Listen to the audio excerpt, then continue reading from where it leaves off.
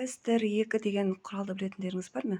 Міне ол дәл осы құрал. Ассалаумағалейкум қыздар. Бүгін сіздермен Люверсиді қалай орнататынды сіздерге көрсететін боламын. Ол үшін осындай арнайы престерді қолданамын, және де бұның әртүрлі осындай кнопка қадауға арналған насадкілері болады. Ол үшін басындағы сол насадкілерді бұрап алып, және де өзіңіз қалағаны қойсаңыздар болады.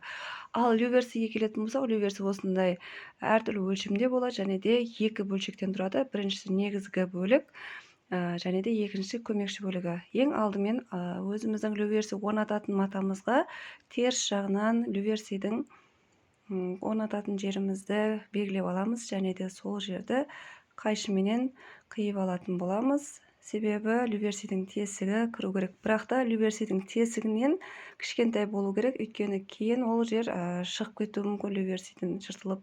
Ең алдымен бірінші бөлігін, негізгі бөлігін қойып, матамыздың оң жағын төмен қаратамыз да, оның үстіне екінші көмекші бөлігін люверсиден қойып, преспенен бір рет жақсылап тұрып басамыз. Сол кезде біздің люверсиіміз матамызға орнатылады. Өте оп-оңай. Мінекей көріп тұрсыздар.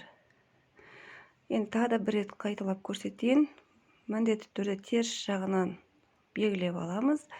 Және де люверсидің оң жақ беткі бөлігінде тұратын бөлігін, негізгі бөлік, бірінші бөлікті люверсидің насадканың астыңғы жағына қоямыз. Сөйтеміз да тесігімізге қайтадан жаңағыдай кигізіп қойып, үстіне екінші бөлігін, көмекші бөлігін қойып басамыз. Сол кезде біздің люверсиіміз жақсылап бекітілетін болады. Егер де сіздерге ұнаған болса, осы видеомен достарыңызбен бөлісіңіздер, және де каналыма тіркелуді ұмытпаңыздар. Келесі жақсы видеоларды жіберіп алмау үшін қоңырауды басып қойыңыздар. Сіздермен бірге болған шебер перизат. Ассаляму алейкум рахматуллахи ва баракатух.